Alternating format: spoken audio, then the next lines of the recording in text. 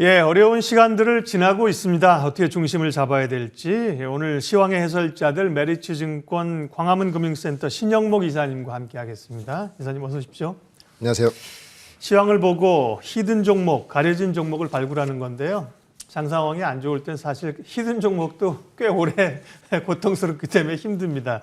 그래서 지난주에 말씀하시기를 기본적으로 시장에 대한 물론 오늘 뭐 LG 에너지 솔루션과 수급 얘기를 할 텐데요.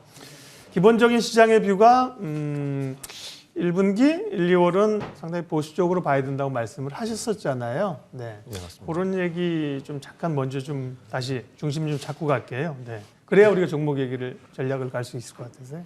제가 이제 연초에 네. 처음 방송했을 때 올해는 박스권장 예상한다고 말씀드렸고요. 네. 그리고 이제 좀 개별 장세 될 것 같다고 좀 계속 네. 말씀드리는 게 결론적으로 좀 어쩔 수 없죠. 우리나라는 수급적인 이슈. 그러니까 최근에 주식 시장이 조정 많이 받는 거. 그러니까 네. 그러면 아시아 시장도 금리 인상이 되면 분명히 여파가 있을 건데 그럼 우리 다른 나라 아시아 시장도 같은 흐름인가 봤을 때는 우리나라만 이런 상황이 나오고 있다는 거죠. 그러면 결론적으로는 우리 내부적인 문제라는 것이 네. 귀결이 될 수밖에 없고 뭐 너무 지겹게 많이 들으셔서 뭐 이제 더 이상 말씀드릴 것도 없지만 그래도 또 말씀드려야 되는 게 LG 에너지 솔루션 상장권이 네. 그러니까 뭐 지금 우물가에 지금 고래 한 마리가 들어오는 격이기 때문에 뭐 이게 그 안에 그 생태계에 있던 그 생물들이 굉장히 타격을 받을 수밖에 없는 뭐 네. 이게 이런 뭐 표현이 뭐 적절할지 모르겠지만 우물의 고래는 조금 과한 표현이에요. 수영장의 고래 한 마리. 예. 그 그 정도로 정도. 비견될 정도로 그래서 네. 일단 그래서 에너지 솔루션 상장에 관련돼서는 계속 예. 예의주시하셔야 된다. 왜냐면은 네. 이제 오늘까지가 아마 청약이 이제 그렇죠. 마무리가 될 것 같고요. 그리고 21일 날 이제 청약이 되겠죠. 오늘까지 이제는 뭐 되는 거니까. 네. 그러면은 아마 21일 날 청약을 위해서 그 팔아야 되는 그 매도 물량이 이제 오늘까지 오늘까지죠. 예. 공모 청약일이 오늘까지니까요. 오늘까지 팔아야 이제 계산적으로는 금요일 날 이제 네. 청약이 될 수 있는 건데 물론 뭐 정말 오늘까지 끝까지 팔아서 할 수 있겠느냐 뭐 안 그럴 수 있는 그럴 수 있는 수급이 많지는 않다고 봅니다. 그렇지만 장 상황이 안 좋을 때는 그런 것들도 되게 부담스러운 부분이 많고요. 네. 그러니까 21일 날 청약이 되고 이제 27일 날 상장이 됩니다. 이제 근데 27일 날 상장이 되면 이게 끝이냐? 그러지 않아요. 왜냐면은 그 이후에는 뭐가 있냐면 BM 그러니까 그 시가총액이 얼마나 형성되냐에 따라서 그 벤치마크를 추종하는 이런 자금들이 그 비중 조절을 해야 되거든요. 그렇게 되면은 만약에 지금 시가총액 기준으로 70조 기준으로 한 3% 정도 비중인데 만약에 뭐 100조를 기정사실화하고 있으니까 그러면은 전체 시가총액 대비했을 때는 한 4%에서 5% 되는데 그럼 또 그만큼의 또 비중 조절을 해야 되기 때문에 기관이나 외국인은 팔아야 될 것들이 또 생긴다는 거죠. 그러니까 그런 여파가 사그라들기 위해서는 이제 상장 이후에 이제 좀 어느 정도 좀 시간이 좀 지나야 될 것 같고요. 근데 대신에 에너지 솔루션이 이제 상장됨으로 인해서 그동안에 시장을 짓눌렀던 어떤 수급적인 압박은 일부 풀린다. 그렇게 되면은 그 이후에는 2월 달이면 좀 코스닥도 본격적인 실적 시즌이기 때문에 이 실적 시즌이 지나게 되면은 개별 장세가 좀 오지 않겠는가. 저는 그렇게 개인적으로 예상합니다. 물론 이제 그 이외에도 좀 올해는 참 너무 안타까운 게 너무 이제 에너지 솔루션에 대해서만 좀 1월에 집중돼 있다 보니까 가려져 있는 그런 IPO 업종 종목들이 많은데 나중에 시간 따로 되면 또 한번 소개시켜 드리겠지만 올해도 상장되는 좀 대형 IP 종목들이 굉장히 많습니다. 뭐 네.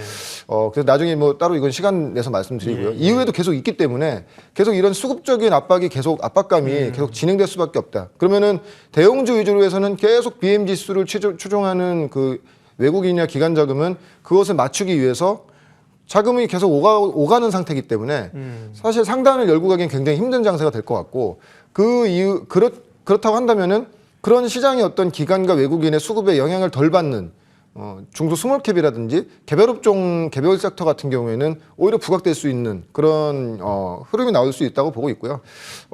좀 참고적으로 말씀드리면 LG 에너지 솔루션 같은 경우에는 이제 뭐 100조로 그냥 기정사실화 했잖아요. 그냥 뭐 따상 뭐 이렇게 뭐 다들 시장에서는 뭐 일단은 뭐 따블 정도 나올 것 같다 얘기하고 있고 100조를 기정사실화하고 있는데 최근에 좀 더 이제 좀 긍정적으로 또 에너지 솔루션의 시각이 좀 바뀐 게 에너지 솔루션 아시겠지만은 수주 잔고 기준으로 했을 때 그러니까 지금 2차 전지 관련돼서 글로벌하게 봤을 때는 MS가 한 2위 정도가 됩니다. 한 20% 정도 점유율을 차지하고 있고요. CATL 같은 경우가 30% 정도 점유율을 차지하고 있습니다. 중국 업체죠. 글로벌 1위죠. 근데 지금 어떤 시각이냐면 CATL 같은 경우에 지금 시가총액이 300조 정도가 되고 있고 그 30%의 점유율 중에 10%가 중국향이에요. 그러니까 자국의 어떤 그 2차 전지를 대고 있기 때문에 그 부분을 제외한다고 하면은 사실 글로벌 이야기는 중국을 제외한다고 하면 에너지 솔루션과 CATL이 거의 비등비등한 수준이거든요. 네. 어떤 뭐 캐파 증설이라든지 이런 거 봤을 때 비등비등한 수준인데 상대적으로 그럼 에너지 솔루션이 100조라고 하면은 네. 300조인 CATL보다 더 싸게 느껴진다는 거죠. 그러니까 외국의 어떤 큰 자금들도 지금 만약에 이제 CATL을 만약에 여기서 사서 더 먹을 수 있냐의 룸이 남아있냐를 봤을 때는 쉽지 않다. 그렇지만 에너지 솔루션이 상대적으로 너무 싸기 때문에 에너지 솔루션을 더 살 수 있는 시장에 수급이 들어올 수 있다는 것이죠. 그러면 사실은 에너지 솔루션 같은 경우에는 뭐 100조 이상도 지금 갈 수 있는 그런 여지가 있을 것 같고요. 이렇게 되면 또 어떤 현상이 있냐면 나비 효과인데 SK 이노베이션이 또 너무 싸 보이는 거죠. 그렇죠. 예, 물론 이제 수주 잔고 기준으로 했을 때는 LG 에너지 솔루션이 한 260조 정도, 이노베이션이 220조 정도. 그러니까 비슷한 수준인데 그 증설 부분은 이제 에너지 솔루션이 2025년까지 2배 정도의 증설이기 때문에 그래서 더 가치를 많이 받는 것이거든요. 그렇게 된다고 하면 이노베이션도 계속적으로 좀 만약에 에너지 솔루션이 상장 이후에 정말 시장 예상 100조 이상 더 가게 된다면은 상대적으로 더 싸 보이기 때문에 이노베이션도 더 땡겨 올릴 수 있는. 네. 그래서 지금 보면은 25조인데 이노베이션은. 네. 그 중에 10조가 이제 화학 부분 제외해야 되니까요. 그러니까요. 그래서 이노베이션도 30조에서 50조 보기 때문에 그러니까 지금 대형주를 할 수 있는 건 전혀 없다고 보시면 돼요. 근데 이노베이션 이런 수급적인 어떤 좀 수혜를 받는 것이 또 받는 것이고 또 한 가지로는 워낙 이제 살 것들이 없다 보니까 이노베이션의 수급이 좀 몰리는 그런 여파도 있겠지만 예.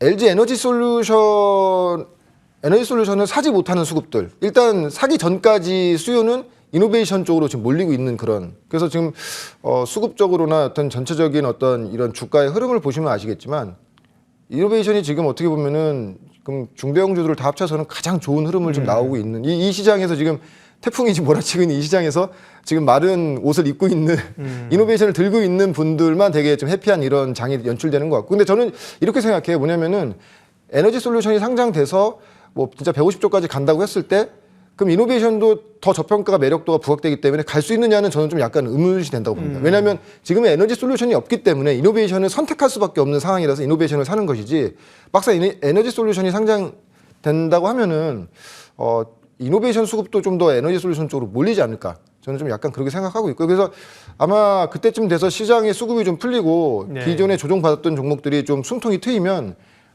시장이 조정받을 때 또 올랐던 종목들은 또 그때 또 조정을 받거든요. 그러니까 이런 어떤 시장의 어떤 전체적인 네. 좀 판때기 좀 약간 이게 좀 이렇게 구독. 네, 맞습니다. 지금 네. 이 판을 봤을 때는 그러게. 좀 약간 이런 식의 좀 기술적인 매매도 그러니까 시장의 어떤 스케줄을 보면서 하시는 네. 그런 것도 좀 필요하다. 왜냐하면 지금 우리나라 지금 증시 자체가 워낙 수급적으로 압박을 받고 있기 때문에 장기 투자 굉장히 힘들거든요. 이런 어떤 이 스케줄을 보시면서 좀 매매를 하시는 것도 좀 필요할 것 같습니다. 예, LG 에너지 솔루션 얘기 이제 좀 그만하고 싶다 이런 분도 있습니다. 하도 얘기에 지금 시장이 좀 파묻혀 있기 때문인데요. 그 얘기를 또 뭐 안 할 수도 없고요. 그 얘기를 쭉 했습니다. 청약 일정이나 이런 거는 뭐 제가 한 번만 정리해드리면요. 아시겠지만 오늘하고 이제 어제 오늘까지 이제 일반 공모 청약을 하셔야 되는 거고요. 아마 21일 날 모레 이제 몇 주 받았습니다. 이게 이제 나오고 추가적으로 납입일이 그날이 되는 거고요. 추가 납입할 일은 없죠. 뭐 받기 어려운데 상장 1월 27일입니다. 그리고 이제 상장까지 지나고 나서의 사실 1월 흐름이 좀 지나야 되잖아요. 여러모로 FOMC도 있고 설도 있고 그러면서 말씀하신 이 고래의 그 풍랑 여파가 어떻게 튈지를 좀 봐야 되는 겁니다. 네. LG화학이 좀 인적 분할해가지고 좀 미국 증시 나스닥 같은 데 좀 가고 말이죠. 기존 주주들을 좀 올리고 좀 그렇게 좀 했으면 얼마나 좋으련만 우리 시장에 미치는 여파가 너무 큽니다. 근데 예전에도 보면 사실은 뭐, 물론 이게 덩어리가 크긴 하지만 뭐, 그 당시에는 옛날에 뭐, 컸던 뭐, 크래프톤도 카카오뱅크 뭐, 다 컸잖아요. 근데 사실은 여파는 또 지나가는 거 아닌가요?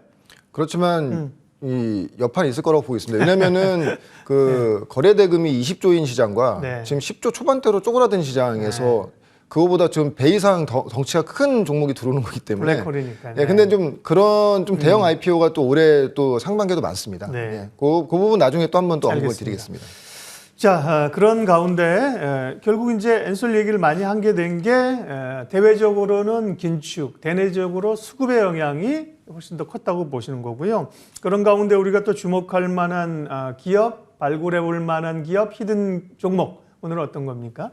네, LG전자입니다. LG전자. 네.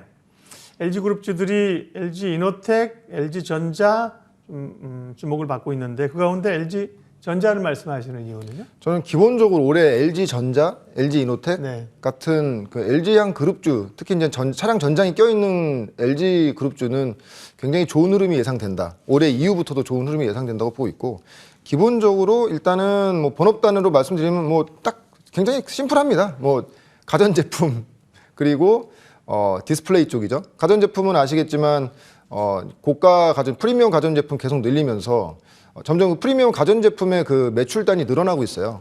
근데 물론 이제 올해는 작년에는 원자재값 네. 상승이라든지 이런 뭐 물류 이런 부분 때문에 기존 가전제품은 좀 약간 4분기에 그래서 실적이 약간 미스난 가장 큰 이유가 이익이 좀 줄어든 게 그런 부분 때문에 그랬던 거고요. 그리고 패널 부분은 아시겠지만 이제 OLED가 계속 확장이 계속되고 있지 않습니까? 특히 이제 삼성전자보다도 더 빠르게 지금 이 시장을 넓혀가고 있고, 오히려 이제 뭐 LG 디스플레이 패널을 갖다 쓸 정도로 OLED는 이제 LG전자가 완전히 자리를 잡았고요. 중요한 거는 이제 실적이죠. 실적을 봤을 때는 올해 이제 한 예상되는 매출이 한 80조에 영업이익이 한 5조 정도 좀 예상을 하고 있습니다. 근데 지금 시가총액이 22조. 지금 PER 기준으로 봤을 때는 한 올해 예상 실적 대비했을 때 한 6배 정도 내외되는 5.5배 정도까지도 볼 수 있고요. 굉장히 싸다는 거죠.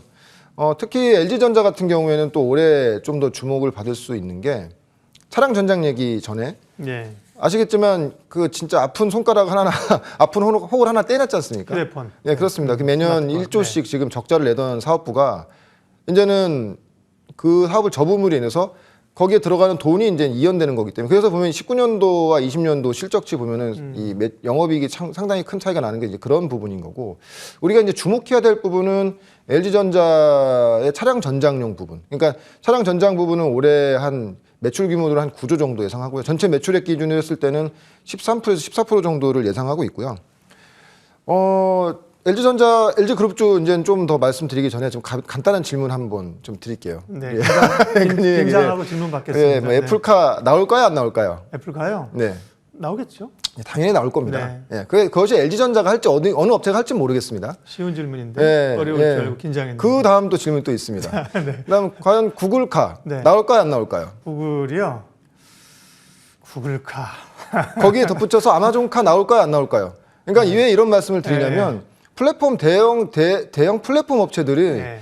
그러니까 전기차 시장이 향후에는 어떤 뭐 선택이 아니라 저는 필수적으로 들어야 된다고 보고 있거든요. 왜냐하면 애플이 보여줬잖아요. 디바이스를 지배하는 자 세상을 지배한다. 시가총으로도 보여주고 있지 않습니까? 그렇죠. 앞으로 전기차 시장도 이런 대형 플랫폼 업체들이 들어올 수밖에 없다는 것. 저는 그렇게 생각하고 있습니다. 개인적으로 그렇게 예상하고 있고요.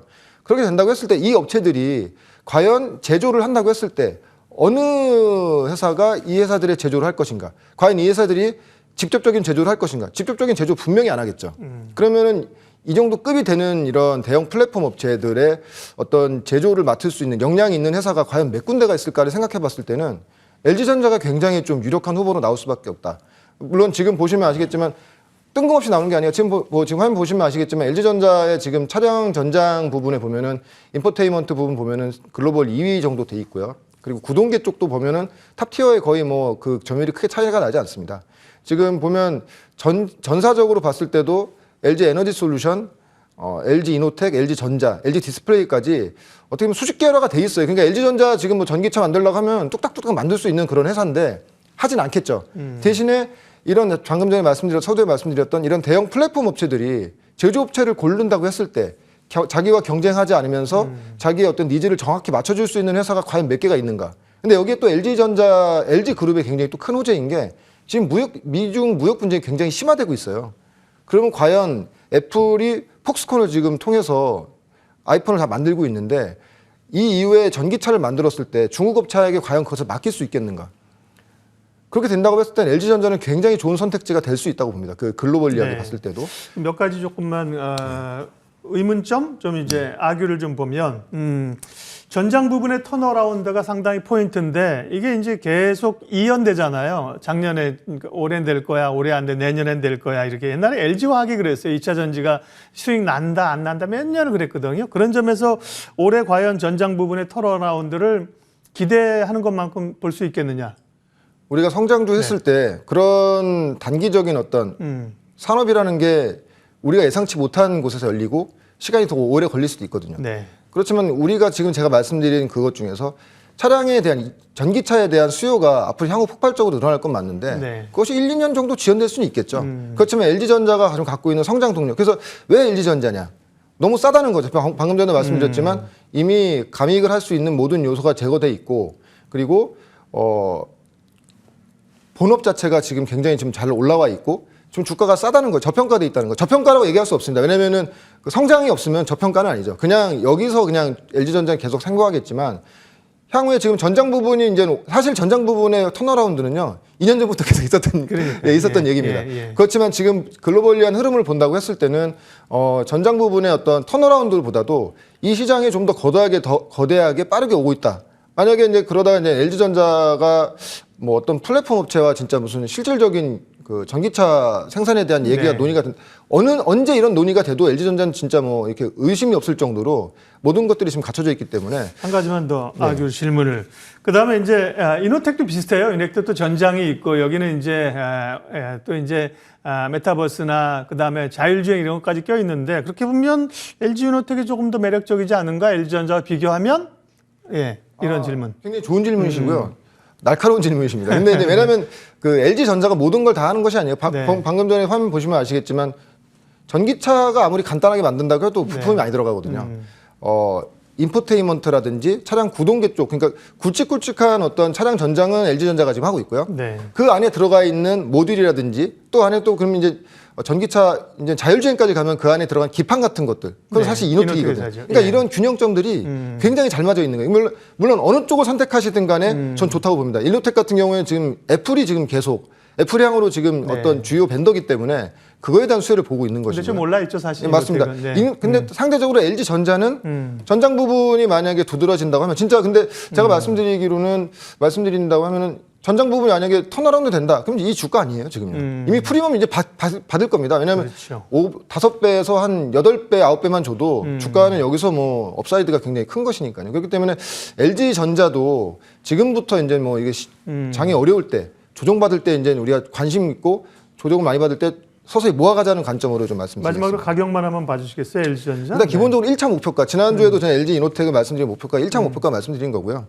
LG전자는 일단 기본적으로 작년도 한 고점 부근인 1차 목표가는 한 18만 원 정도 잡고 이제 보시면 될 것 같고 손절가는 12만 원 정도. 만약 12만 원 깨지면 저는 시장 위험이라고 봅니다. 네, 그럴 일은 없어야 되고 그럴 일도 없겠죠. 네, 손절가는 12만 원 정도 보고 매매하신다고 하면은 상당히 좋은 흐름 나올 것 같습니다. 네, 오늘 시황의 해설자들 시장 흐름과 함께 주목해 볼 만한 기업으로 LG전자에 관해서 여러 이야기들 함께 해봤습니다. 메리츠증권 광화문금융센터 신영목 이사님 함께했습니다. 고맙습니다. 고맙습니다.